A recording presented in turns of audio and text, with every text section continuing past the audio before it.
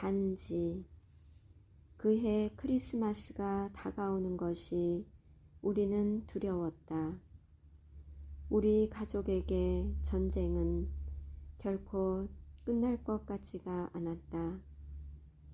전보가 도착한 것은 8월이었다.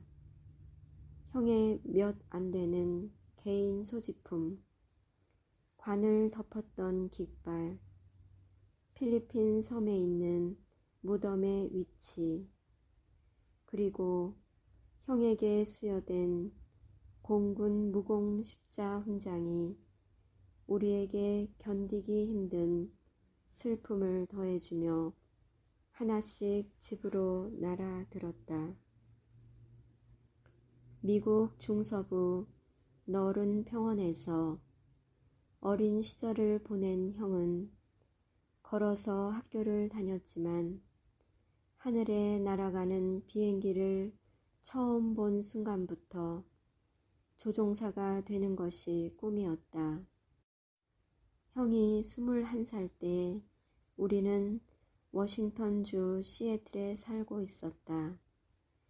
2차 세계대전이 터지자 형은 곧바로 가장 가까운 곳에 있는 공군 신병 모집소로 달려갔다.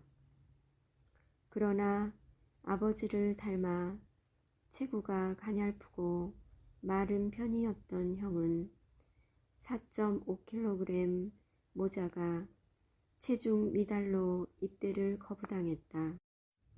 포기하지 않고 형은 어머니를 설득해 살이 찌는 데 도움이 되는 온갖 종류의 음식을 만들게 했다. 형은 식사 시간 전에도 밥을 먹었고 식사 시간 후에도 밥을 먹었으며 한밤중에도 또 먹었다. 우리는 그런 형을 먹보라고 놀려댔다.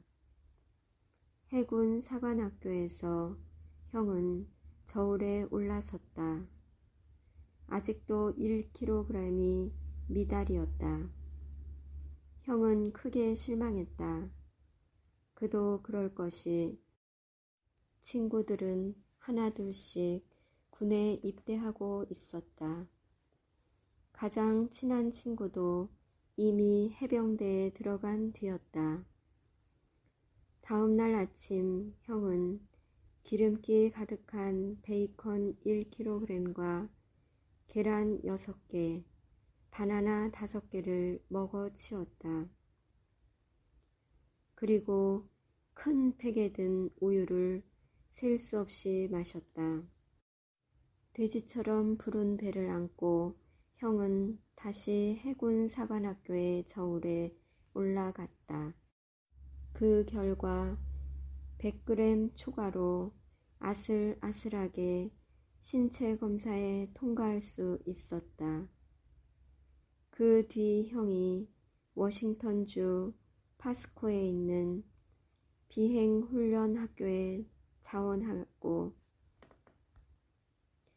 그 뒤 형이 워싱턴주 파스코에 있는 비행훈련학교에 자원하고 가족들과 상의하지도 않은 채로 캐터필러 클럽에 가입했을 때 우리 식구들은 고개를 흔들며 걱정을 했다. 어머니는 형이 무사하기를 빌며 날마다 기도를 올렸다. 형이 태어날 때부터 겁이 없는 성격이라는 걸 어머니는 잘 알고 있었다. 해군 사관학교를 졸업하기도 전에 형은 해병대에 입대했다. 그곳에서 공중 폭격 훈련을 받은 뒤 곧바로 해외로 파견되었다. 형은 그토록 날고 싶어하던 뉴기니 상공에서 비행 중에 적의 폭격을 받아 전사했다. 그것이 정부가 보낸 통지문에 적힌 내용의 전부였다. 어머니는 신앙에 의지해서 슬픔을 견딜 수 있었지만 아버지는 우리가 보기에도 눈에 띄게 늙어 가셨다. 교회 목사가 와서 위로와 조언의 말을 건네면 아버지는 공손히 듣고 있었지만 우리는 아버지의 슬픔이 더 깊어지고 있다는 걸 알 수 있었다. 아버지는 날마다 힘없이 직장으로 향했으며 당신이 그토록 좋아하던 프리메이슨 클럽뿐만 아니라 다른 모든 것에 대해서도 흥미를 잃었다.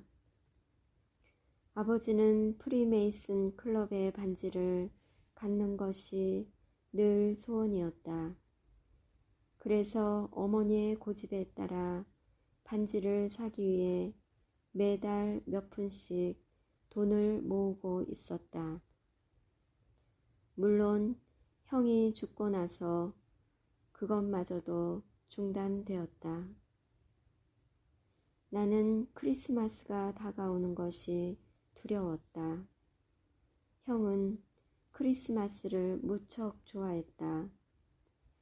어릴 때부터 크리스마스가 되면 형은 뜻밖의 선물로 우리를 놀래키곤 했다. 그것은 늘 화제가 되었다. 형은 학교에서 몰래 새집을 만들어 선물하기도 했고 어린 동생을 위해 신비한 장소에 애완용 강아지를 숨겨놓기도 했다.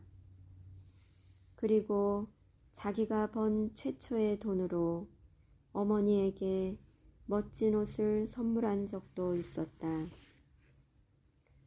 모든 선물이 그저 놀라울 따름이었다.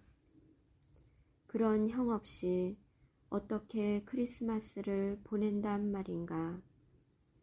아무런 의미가 없었다.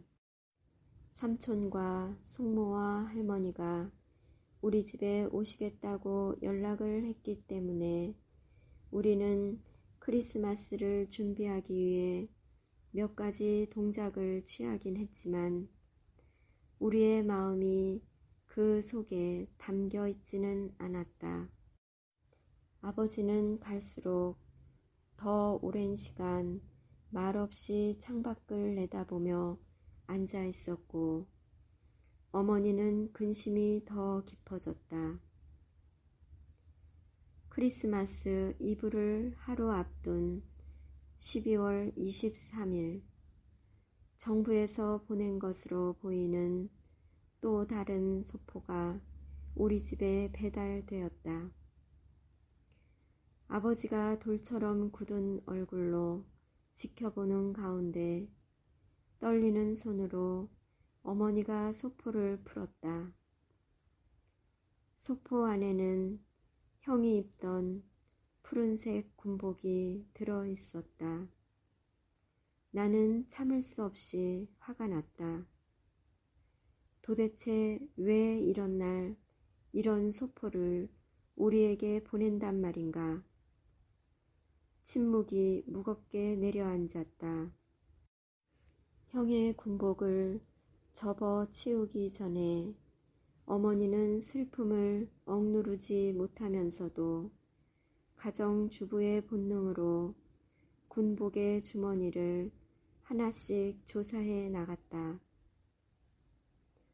웃조거리의 작은 안주머니에서 곱게 접은 $50짜리 지폐가 나왔다. 지폐를 펴자 그 안에 형의 필체가 틀림없는 작은 종이 쪽지가 있었다. 그곳에는 이렇게 적혀 있었다.